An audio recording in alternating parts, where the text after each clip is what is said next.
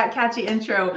Welcome to another episode of the Let's Talk Fabulous show. We're excited to explore with you about your fabulous life and about going back to school at any age. Let's talk.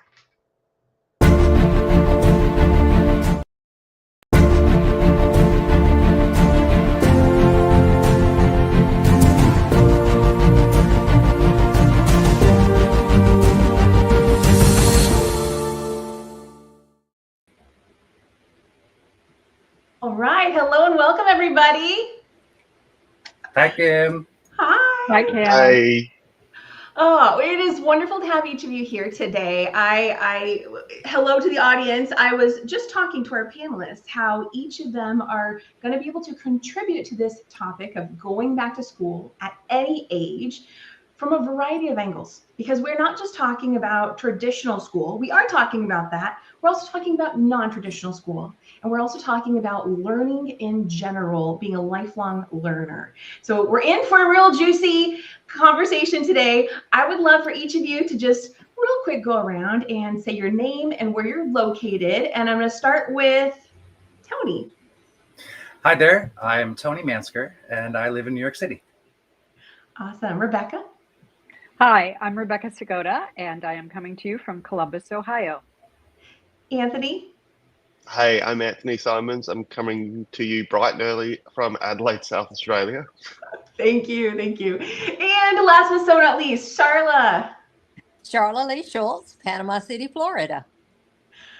I want to quick go back to Anthony. Anthony, hello to all those who are up bright and early over in Australia today. Thank you so much for taking time to be here with us. Thank you. It's going to be a really lovely topic to talk about and something I'm very passionate about as well. Yeah, I appreciate you making the time at the time zone. And I'm here in Southern California. So we really kind of span the globe right now. And it's great to have all of you here.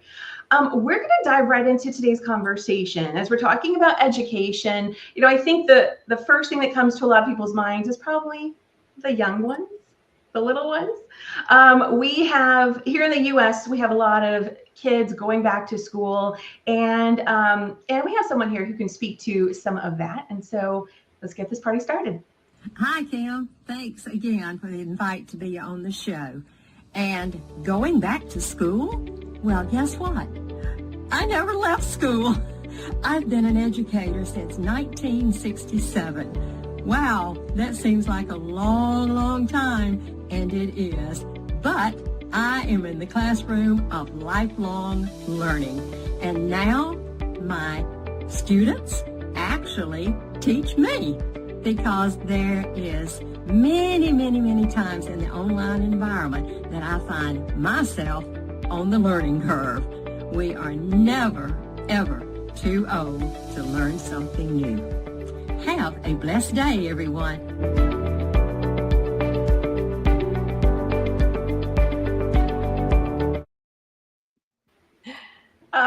Charlotte, I love. Yes, I'm still in the classroom. I never could, even though I retired in 2008, I could not cut that umbilical cord. Once you're into education, you're connected to education for the rest of your life. And I love it. I love working with teachers. And occasionally I have a teacher cross my online classroom that was actually one of my students in the classroom when I was in high school, when they were in high school. So it's just a blessing to be in education. I love that field. What have you noticed that's changed with in education, the concept of going back to school, getting an education? What have you noticed that's changed since, when you first began to now? I can really speak only to from what I see from my teachers online, since I'm no longer in the classroom.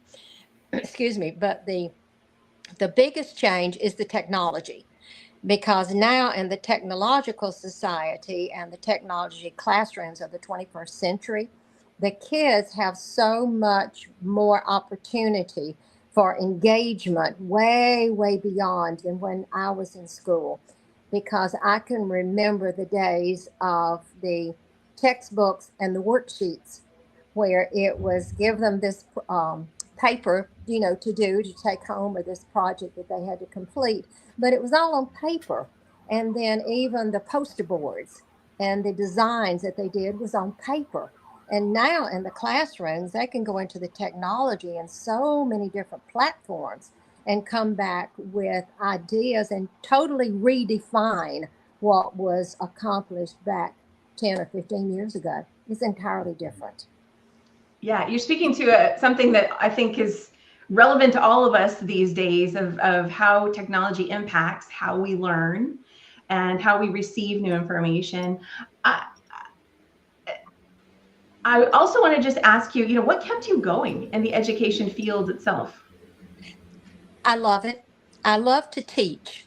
And the fact that when I teach, I learn, as I did in the video, I think that is one of the most important factors. Even when I was in high school, my teacher in high school had me teach the kids. I was in mathematics and I would teach the algebra class. And afterwards they would say, "Can you just teach every day?" And I found out that the way that I presented the material was on their level. They could understand it.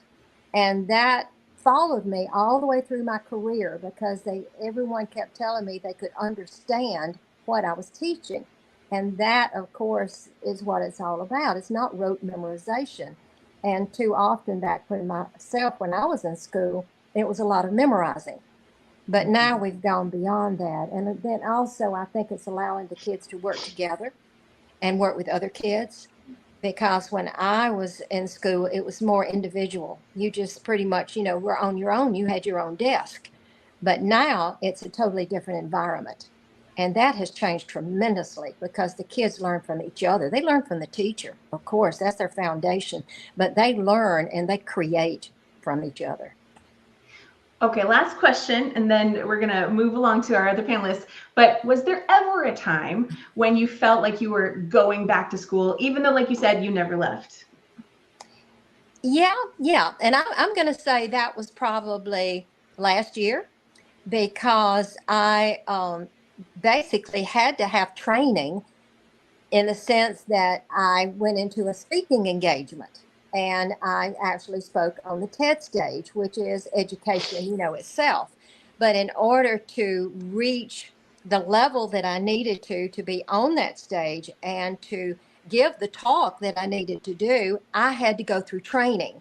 So that training was about 8 months. And during that 8-month period, it was an online classroom, but I was in and out and working with other individuals. And that was truly a milestone for me, because I had always just been in front of kids, never really been in front of adults. Yeah. So it was an entirely different venture. Awesome.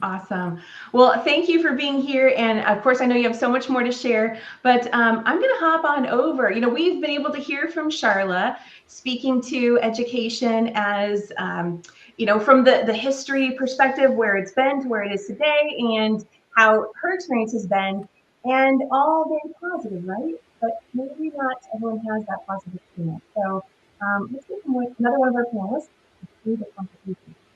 Hey guys, my name's Anthony Simons. I'm the owner of Fit and Well, which is an exercise-based mental health service in South Australia.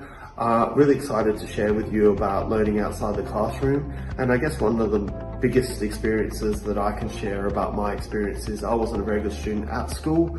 I was quite disengaged from learning and didn't really enjoy going to school other than to see my friends. And I think one of the most powerful things I learned is how you can experience both learning and teaching outside of an education setting. For me, it was sport, and through exercising and doing athletics, and not only as a participant but also as a coach, and learning how to teach and educate people using movement and using activities, teaching them not only techniques and skills but also life lessons and mindsets, which is something I do in my job now as an exercise-based therapist. Really excited to share with you our story and share with you my experiences of learning outside the classroom.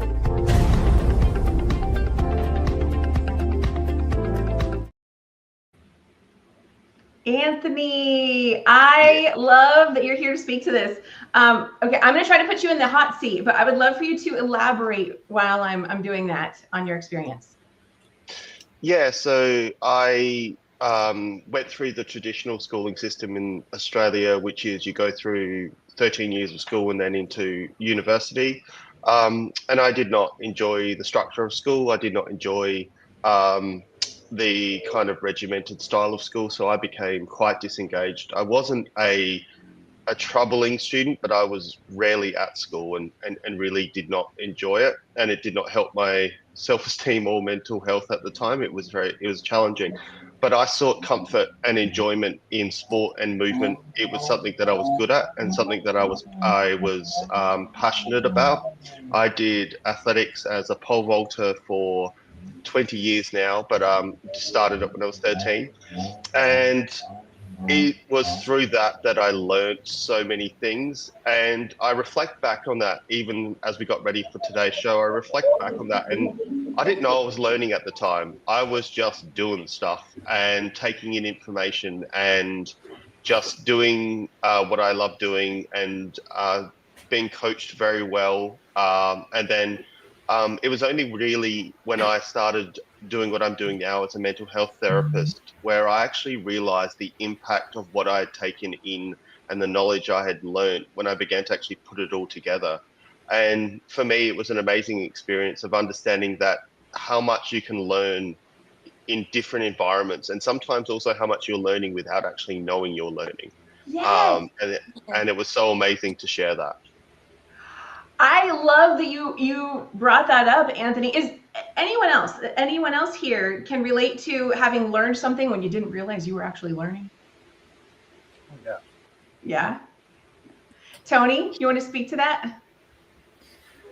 Well, I spent many years as a teacher. I taught all throughout my performing life career. I also was teaching, and as I've sort of ended that now, moved to my new profession, I realized how much I learned from my students. How to communicate, what is the most effective way to communicate ideas to them, but also one of the most valuable things I learned was that students do best when they discover on their own. But as a teacher, I'm there to facilitate a learning process and allow them to the space to discover for themselves. That is far more powerful than drilling a lecture into them for 3 hours. Yeah, absolutely. Anthony, I'm going to pop on over to you again and say more about how you were able to, I mean, the fact that you basically teach others now, correct? Yeah. Yeah. How did you find a way to, how did you discover that you actually can enjoy the learning process and environment when you came from, being younger and not enjoying it? I think that actually helped me because I was able to relate to those people who disengaged from learning, and I could actually link with them and understand why school and traditional learning for me wasn't successful. And so when I get people come to me and work with me and they say that school doesn't fit for them or it doesn't work for them, I understand why and where it's coming from, and that makes it easier to connect and to understand their story. And in my field as a mental health therapist, it's one of the biggest things is understanding and relating to the story. So if I can say, yeah, I understand why school may not be for you or why it was really hard because of my experience, it allows a really strong connection and relationships to be built, which is really powerful. But also through developing and working as an exercise-based mental health therapist, it means that I can also work with people who don't fit into traditional spaces like I didn't in school. So it creates a lot of relatability, it creates a lot of relationship building. And it's something that's really powerful to also just be able to say to people, it's okay, you don't fit into school. And I would like to believe that I've done pretty well. I'm very proud of where I'm at. And I've got a family and living in Australia and loving what I'm doing. And so I also love to be able to share the story, which I think is just as powerful as sharing stories and teaching through story, is saying, hey, just because you don't do well at school, it's okay. Just because you don't fit in school, it's okay. You can have a successful, dynamic, brilliant life. And it's not determined through the first 13 or 14 years of school. And I think that's really powerful because I don't know how things are in the US, but particularly in South Australia and Australia, there is a lot of emphasis put on school. And so those young people and those people who don't quite fit sometimes think, well, where am I going and what am I doing? And so me being able to teach them and share with them, say, it's okay, we'll be okay, you'll be all right. You can learn so much more outside of school, and your learning journey is just starting. And one place doesn't determine success is a very powerful tool for them to hear and for us to share. I'm going to get one of these. Yeah, go ahead, Sharla. Yeah, could I piggyback off of Anthony? Yeah, absolutely. Yeah, because one thing I would really like to mention, and he brought this to my mind, is the difference in the classroom today is the varying cultures. Now we have cross-culture communication, so that the classroom may be a student that is from Australia, could be America, could be China, could be Japanese, could be Mexican, could be, anything. There's such a cross culture. And the language barrier, there's such a language barrier that the more that we can bring into the classroom of other kids' cultures and share that with each other, that is a learning experience where the kids are teaching each other that they could never get from a textbook.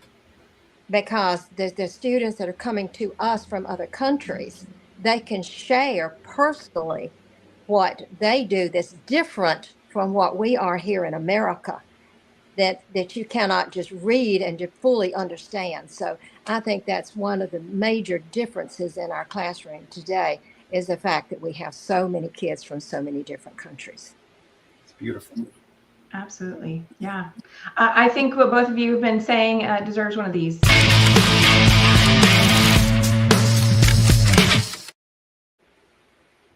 Fabulous. Thank you. Yeah. Well, we're going to take a moment to enjoy an original impactful song called Dare to Learn, and we'll continue the conversation.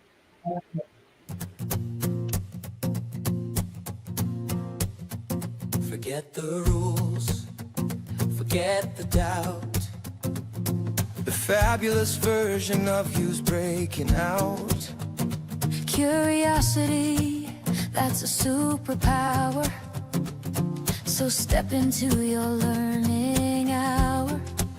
You don't need a reason, just the will. You've got questions, that's the thrill. Take the leap, rewrite the plot. Life's a class, so why not? From kitchen talks to TEDx dreams, from wild ideas to quiet schemes. Dive at edge, dare to try, dare to laugh, dare to fly. Find the spark that makes you burn. It's your moment, dare to learn. Dare to dance, dare to speak, dare to shine your kind of chic. The path is yours, no need to earn. You've always had it. Dare to learn. Try a step that feels brand new. Break a pattern, change the view. Download wisdom, hit refresh. Every challenge makes you fresh. Take a class or daydream a while. Read a book, then walk in style. Lessons bloom in every form, and reinvention is the norm. Dare to sketch, dare to bake, dare to bend, dare to break, dare to fall and still return. This is living, dare to learn. Dare to flirt with what's unknown. Make the daring zone your own. You don't need someone to confirm you're ready now. Dare to learn. Not just books and not just grades. It's the courage when the fear won't fade. It's saying yes when no feels safe.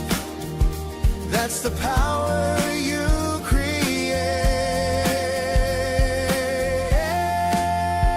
Dare to ask, dare to try, dare to laugh, dare to fly. Find the spark that makes you burn. It's your moment, dare to learn. Dare to dream beyond the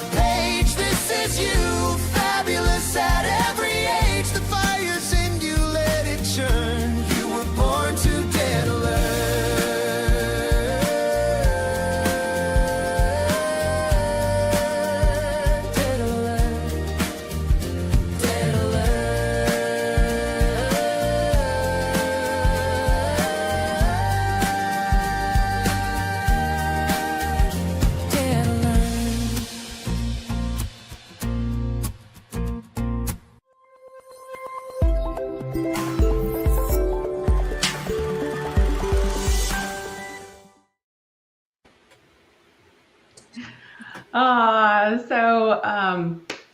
what a great song. I really love that song. And I'll just acknowledge, in case any of you saw the video get a little different, there was a clip in there of my recent graduating with my master's degree. And so that was very nice of Tamara to thank you for that. So I want to move it on over to Tony, and I want to hear about Tony, and we'll continue the conversation. Hi, my name is Tony Mansker. I just recently graduated from University of Bridgeport School of Chiropractic with my Doctor of Chiropractic degree, and just today started my new position as chiropractor at Prestige Health and Wellness in New York City on 32nd and 5th Avenue. I actually know Kim from high school. After high school, I moved to New York City where I pursued a career in musical theater. I went to New York University, Tisch School for the Arts, and studied theater there, and then went on to a long professional career as a singer, actor, and dancer. I was in the original cast of Mary Poppins on Broadway, and I've now moved on to my second dream of my life, which was to be a doctor. So it's an exciting time. I currently live in Queens, New York. Sunnyside is exactly where I live, which is just about 20 minutes east of Times Square. I live here with my husband, Eddie, who is a barber at a premium barbershop in the West Village, and my two cats, Bob and Jessica.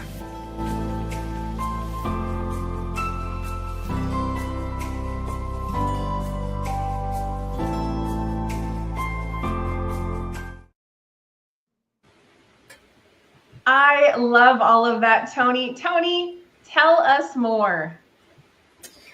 I think it starts with if you were to have asked me when Kim, you and I knew each other back in high school, if this is where I was going to end up, I would have said absolutely not.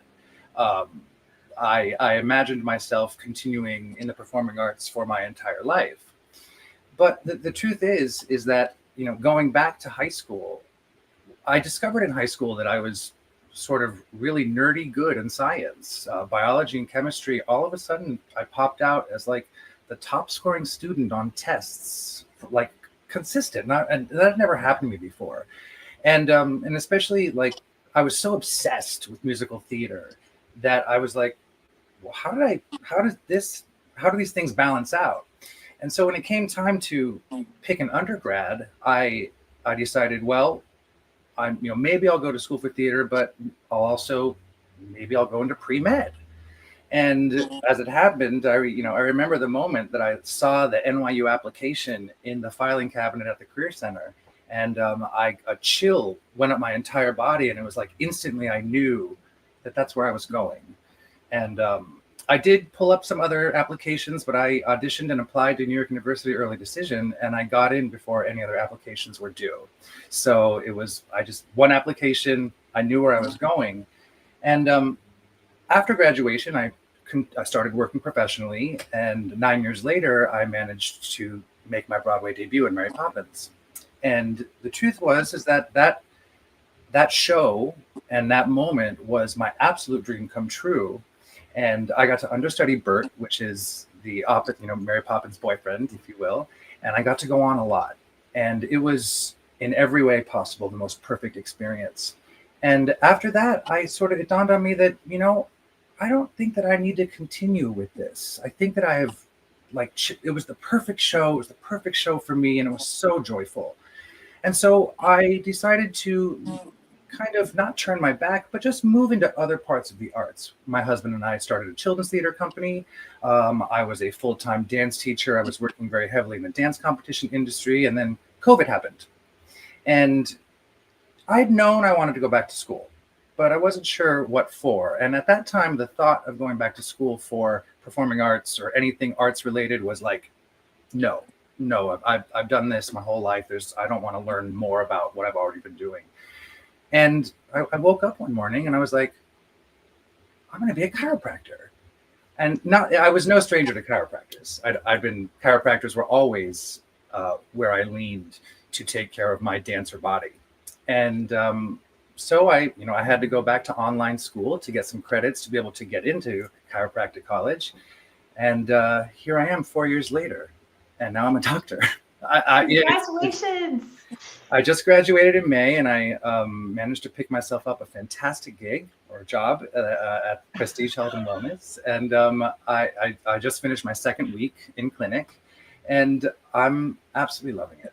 I'm really, really loving it. Okay, so something we haven't touched on with everyone yet, and if you're not comfortable sharing this, that's totally fine. But Tony, I want to ask you, how old were you when you graduated with your bachelor's, and how old were you when you were deciding to go back and get your doctorate? I graduated like most normal undergrads or most traditional undergrads at about 21 years old. Okay. And then I started school up again when I was 41. Okay, awesome. And I will share. So it took me roughly 10 years to finish the bachelor's degree alone. So I graduated with my bachelor's before the age of 30. It was like 29 years and 5 months left or something. And that was a big goal for me. So that was that. And then I decided to go back and get my master's. I was 42. And now I'm 46. So it's like, oh, the time, but time's going to pass anyway, right? And is there anyone else here that would like to share it? I know there's still another story we haven't even shared yet, but anybody else here who would like to share the age that they experienced going back to school? I might as well speak up, Kim, because I started in 1967, of course, with my education.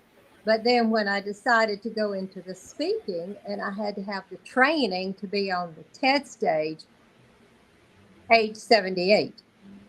Woo! And that was in 2024. Oh. Yeah. So I stepped out of the box into a totally new world, and I feel like there's more to come. Yeah.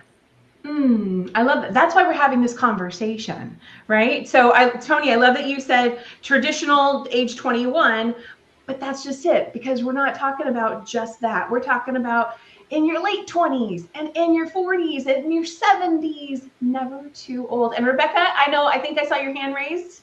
Yeah. Traditional college, I got my bachelor's at 42. I started right out of high school like most people, but dropped out for circumstances I can explain when I talk. But I didn't go back till my late 30s, graduated with the bachelor's at 42, but have acquired lots and lots of licenses and certifications since then. And I'll be 68 in a couple months, so still going strong. Lots of new things I'm still working on, trying to get this AI stuff all figured out, and ChatGPT, and learning to self-publish and things like that. So I don't anticipate stopping learning. I love it. I love Ever. it. And Anthony, I would you like to share? Yeah. So I was a bit more of the traditional Australian route. So I finished school, 13 years of school. So I was about 18 when I finished school. Went straight to university after that. We've got a 4-year. Most of our courses are 4 years. So I think I was out as a social worker at 21, 22. But ironically, my first 2 jobs were back at school. Now, you know how much I hated schools, but I was actually counsellors in schools. And I always found it very ironic that at one point in my second job, I'd been working at a school for about 5 years. And I went to a conference and I ran into an old teacher that I used to butt heads with a lot. We used to have a lot of arguments. And he was a wonderful teacher, don't get me wrong, but I found that a very ironic circle that when I was at school, me and him used to argue and not do too well together. But then suddenly when we finished school, we both found our feet and I found my feet. We were in the same room together, sharing the same learning together. And I found that a very interesting, nice circle. That's amazing. That's amazing. Okay, Tony, I have one more question for you before we move to Rebecca. What was that like for you to have graduated with your bachelor's back at age 21? And then I already forgot. What was the age when you started your doctorate? 41. 41. Okay. Oh my goodness, 20 years. And you're not just getting, a certification, not just a master's, you're getting a doctorate. So what was that process like of making, I know you said like you just knew and stuff, but to also go, oh my goodness, I'm going to have to be putting in all this time and effort towards school again. There's so much. So what was that like? So it started with that was a great, I asked myself that very question. Am I going to be able to go back to school? And so when I signed up for the online school to get the biology, chemistry, and organic chemistry credits that I needed, I was like, okay, this is my test. Let's see if I can, apply myself. It was remote learning. And very quickly I was like, oh, I absolutely have it in me to study, to do these assignments, and to be focused and dedicated. What is interesting, and what in listening to the other folks talk, is that a lot of my friends were like, how long is it going to take? Let's say 4 years. And they were like, 4 years? Really? And my husband would always say to me, it's going to go by so fast. I wouldn't just don't even never mind what they're saying. Just, it's going to go by fast. And at the end of it, although in amidst the moments, there were moments where I felt like it was like molasses slow, we're testing and studying. But when I look back, it really did go by very quickly. And I really wouldn't, I was pleased that at 40 in my, early 40s, that I was able to make this all work, because it was intense. Absolutely. The amount of hours I clocked studying, 3 to 4 hour study sessions, brain absolutely numb, got to be up at 6 o'clock the next morning for an 8 o'clock exam. We just pushed through and did it. And I had a lot of support. We had a lot of study groups and friends, and we all kept each other very, very accountable to what we had to do. So I love that. I just want to add, for anyone out there who's thinking of going back to school, but thinking of that time factor, back when I was in my early mid-20s and still wasn't done with the bachelor's, but wanting to be, but also wanting it to be done yesterday. I'm just like, I'm so ready to move past school at this point. And I was going through a divorce at the time, so I was seeing a therapist myself, and I mentioned this to the therapist, and I was like, gosh, I'll be 30 by the time I graduate. And she said something that has stuck with me forever. I think applies to all of us. She said, well, would you rather be 30 and have a degree, or 30 and not have a degree? And again, this applies to anything. So whether we're talking about traditional education, or just, that certificate, or that next new venture, right? Going out and meeting new people. Oh, it's going to be so uncomfortable. Yeah, but would you rather sit through the discomfort and meet those new people, or continue to let time pass and not meet any new people, right? It's whatever that thing is, being willing to put the time in, because the time is going to pass anyway. So with that said, I want to move over to Rebecca. We're going to hear from her and then continue the conversation. I left home when I was 16, started college after graduating from high school, all while living in my own apartment, working full time and doing the best I could to just make ends meet. I dropped out of college because the pressure was too much, and I didn't return until I was in my 30s. By the time I was 42 years old, I was graduating from college, and I was kind of in a competition with my oldest son to see which one of us was going to graduate first. That set me up for what was to be, however, a desire to be a lifelong learner. Since that time, since graduating from college at 42, I have continued to learn and grow, and I believe it's something that I will always do. I ended up creating a youth empowerment program that is now international, worldwide, and I am sure it is in part my love of learning and how much that gave me as far as confidence and sense of self. So I believe in education at any age, at every age. We're here, let's learn.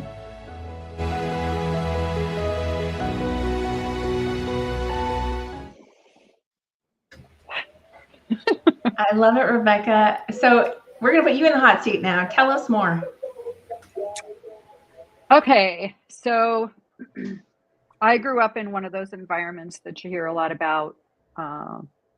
It was abusive, alcoholism, et cetera, et cetera. I had siblings shipped off to foster care because we were just too much to handle. My mother had passed away before I was 2. My father just couldn't handle it all. So I think actually I did pretty well. I was pretty independent. I managed to be a good student in school and assumed I would go to college. That was not really a good assumption. By the time I turned 16, and I mean, I had just turned 16, I had enough money saved from jobs I had done, believe it or not, to buy a car and get an apartment. And that's where I finished high school and started college. But it was tough. You know, I was working until 1 or 2 o'clock in the morning, waiting tables, and I was in a state where it was 18 was the drinking age, so I was even tending bar, which is why I was up working until 2 in the morning. And then I'd get up and go to school, go to college. And about 1 o'clock every afternoon, I was passed out on my table, my desk. It was a lot. And I wanted to go be near family, so I just decided to quit, leave, and someday go back. But that's all I had. I just wanted to kind of survive the next segment of my life. I ended up in Los Angeles. I ended up homeless. I ended up living on the streets. So yeah, I'm that story. So now I'll try to get through it without getting emotional. Thank you for sharing, Rebecca. Because the truth is that now I'm about as happy as an adult person can possibly be. But I always wanted to go back to college. I actually was hired by the president of a company. He was running a cable television company, and I was hired to come in and work in the engineering department. He saw something in me that obviously I did not see in myself. And I worked my way up and up and up, but I never had that degree. So I thought someday I'm going to go back and I'm going to get that engineering degree. I did very well at the job, which is probably why I thought it would be a good thing to go back to school. At that time, as a woman in engineering, I wasn't making much money. I was making about a third as much as the guy next to me with the college degree. And that was part of my motivation to go back one day. So in my 30s, married, children, I went back and experienced that same thing we've all sort of talked about. Yeah. It's 3 in the morning. I'm doing my homework. I have to be up at 6 to get the kids out the door, etc. So I got that bachelor's degree, and even though I didn't work in the field, I felt something shift inside of me. I felt some confidence.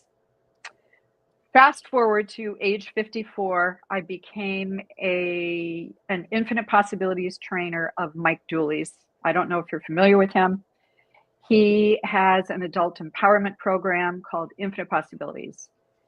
As one of his certified trainers, I had a friend of mine who's here in Columbus, Ohio, from the Homeless Families Foundation, asked me if there was any way I could rewrite that program for kids. So I did. And I was home. I mean, working with those kids at Homeless Families Foundation is like all of that stuff that ever happened that was sitting right here in my heart became helping those kids believe in themselves. The program is actually called I Believe in Me. And it's all about helping kids understand that everything they think, say, and do is important. So it's about empowering youth, young people. And it is international now, I'm happy to say. And I have trainers all over the world. Rebecca, I'm going to give... Oh, go ahead. Go ahead. I was just going to say my primary focus the last couple of years has been orphanages. We're putting in orphanages, Mexico, all over Africa, and I'm trying to retire.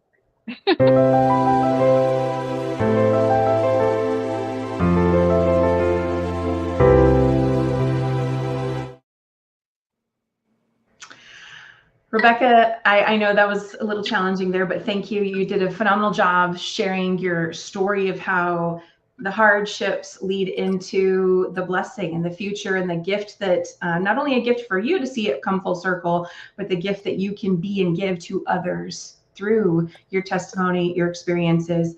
And I did want to, some of you have already started to speak to this, but I think we absolutely have to touch on the sacrifices that we may feel that we have to sacrifice in order to go back to school. Because I think that's a lot of the concern and kind of the mind chatter that takes place for someone when they're thinking of like, oh, I'd love to be able to do that, but I'd have to go back to school. Oh, but that would take away from this and that and blah, blah. And finding ways to do that and make it work. And anyway, what's coming to mind for you guys as you just think about the sacrifices that you had to make in order to go back to school? I'll speak up, Kim. I think it's the priority. It's what you have, the precedents that you set and your priorities of what you want for your life. Because so often we put ourselves on the back burner and we look at our families, our children, and everything. Of course, that's our top priority, which is good, but we don't need to take ourselves and let everything backslide when there's so much potential. And there is time and there are ways that can be put into play. And a lot of that, to me, comes through communication and the communication within the family. Because as long as each of you know what your goals, what your aspirations are, and what you want to go in life, not just the kids, but even with the parents, sharing that together so the kids know what you like and what you're doing as the parent, not so much just what the child is doing and how they're growing, because learning doesn't stop. And I think at a very young age, if we teach our kids that learning doesn't stop, that while they're in school, well, mom and dad could be in school too, because there's just no end. Absolutely. That's my perspective. Yeah. Rebecca? I was just going to say, I'd like to piggyback on that, Sharla. I taught my kids from the beginning, my husband and I both, that knowledge is power. And that the more you learn, the more opportunities you're going to have in life for whatever. And they didn't hear us just saying it. They watched us doing it. So walking the talk, I think, is an important way for kids to learn. Don't just tell them, show them. Absolutely. Tony, what did you want to add to that? I wanted to speak on like the sacrifices. I've been married for now. We just celebrated our 15th wedding anniversary, my husband and I, in May. And school, our program was really intense. It was 8 to 6, basically 4 days a week, and Friday mornings. So there was really no opportunity for me to work full time, and that really brought this like. I've always worked, even as an undergrad. My first job was the Gap. I always had work, and I had to kind of let that go. And so that my husband kind of became the financial backbone of our life, and sort of the sacrifices that we had to make. Number one, just budgetarily, just to how to survive and live. My school is an hour away from New York City. So it really, there was a lot that ended up getting sacrificed. And one of those things was me learning how to let go of what I was used to and what we have to do now to make this all work. Absolutely. I want to add for me, the time factor, with both my bachelor's and my master's both took way longer than I ever wanted either of them to. Technically I could have finished my master's in 2.5 years, but it actually took me more than 3.5 years. And so there were some moments in there where I'm like, okay, really? Am I going to really keep going with this? And going back to what Sharla was saying, it's priorities. Heck yeah, I have to. I've got to find it within me. There's got to have the patience. I've got to, loosen the expectations that it has to happen at a certain time. Because bottom line, this is what matters most to me at this point in my life. So, absolutely, I love that you all are speaking to this. We're a little delayed here, but I saw some purple hearts in the comments, and so we're going to take a quick moment to remember everyone in our purple hearts club.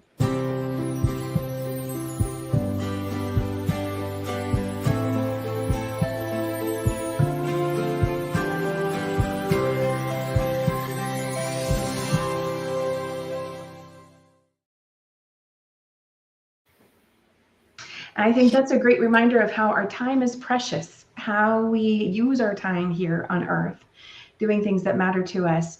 And And it's a great segue into how going back to school, the education that we allow ourselves to receive, that we put the time and effort in, again, whether it be for traditional or non-traditional. I love, Anthony, that you combine athletics into it, and you can really speak to, not at one point not enjoying it and then finding a way to align with it so that it is enjoyable. I love how you do that. All speaks to the legacy that we leave for ourselves and for our loved ones. And so we're going to take a moment to really soak that in, and then we'll begin to wind down the conversation.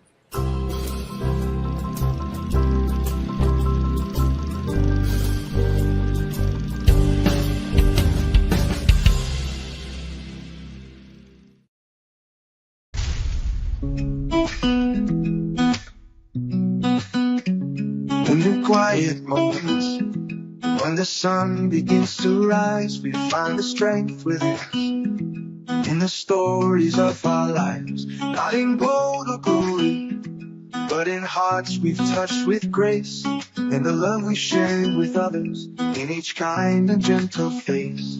Your legacy is the love you leave behind, in the hands you've held and the souls you've helped to find. It's the laughter in the children, the wisdom in the old. It's the light you sparked in others, in the stories that are told.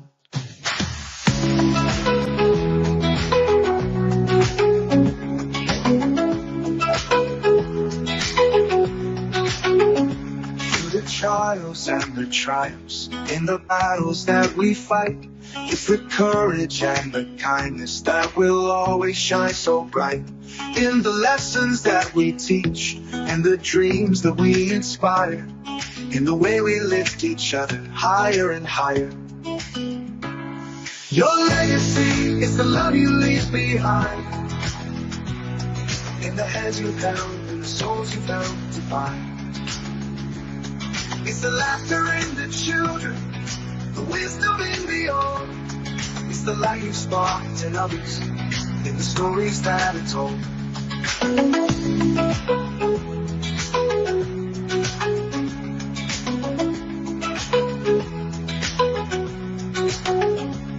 the final song you sung, and the curtains drawing near, it's the moments filled with love that will echo year to year.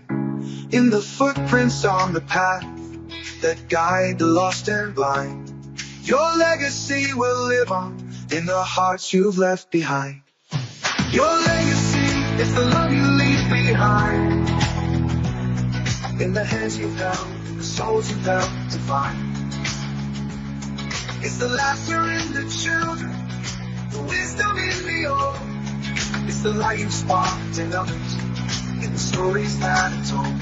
So let's live with open hearts and give with all our might, for the legacy we leave is a beacon in the night, in the echoes of our actions, in the whispers of the wind. Our legacy of love is where it all begins.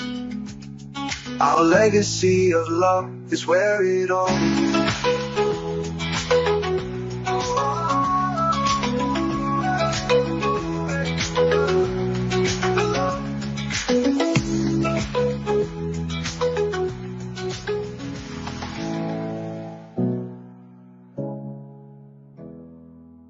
Legacy will live on in the hearts you've left behind.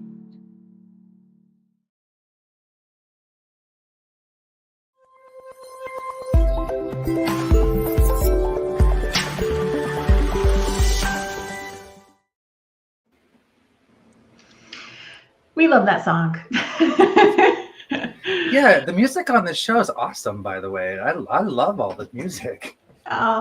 Thank you. On behalf of Impactor Productions, I will say thank you. And that one was from Steampunk Poe, so we have some different artists. Yeah. I want to give a shout out. Tamara Hunter is actually with us today. I'm popping up one of her comments on the screen, and she was making a comment about, is it a sacrifice, or can it also be seen as a blessing to expand and to find our life's path, a blessing to go back to school? And I love that abundance mindset coming through. Absolutely. Who would like to speak to that? Just add a couple thoughts here before we close. Anthony. I think that I think that one thing that came across from everyone is just that it's not only a blessing, but it's the ability to be able to challenge yourself to go out of your comfort zone. And for me, I had a bad experience of learning, and I think everyone who's talked here, can talk about this. I had a bad experience of learning, and I had to not let that experience dictate where I went next and dictate my learning moving forward. And I think we can all relate to that. We would all have those students who came to us, whether it be, through the drama or in the classroom, or through running your workshops, where it's like that student who doesn't believe in themselves and who says, well, I was bad at this before, I couldn't do it, like I've tried this, it didn't work. And I think that's actually a blessing to encounter that as a teacher, because you have that opportunity to create change. But then it's also a blessing for you to go through that, because it's actually you challenging your perspectives on it, kind of thing. And that's a privilege that you get. It's not a given that everyone's able to do that, because so many people will sit there and say, oh, I've done this and it didn't work. So I think both as teachers, which we all are, but then also as people who have experienced it, it's such a powerful thing to be challenged and say, oh, I'm going to give this a go, even though I know it didn't work last time. Okay, I am going to give it one of these. This is going to be cheesy, but go with it.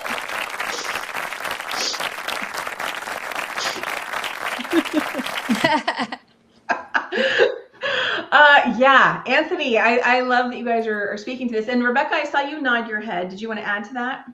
Well, I saw someone put the word investment up. And yes, I absolutely see it as a blessing, but I also see it as an investment in self. Yeah. I don't know who I would be without the education that I eventually got, because it gave me a sense of self that pushed me to just continue to learn and grow.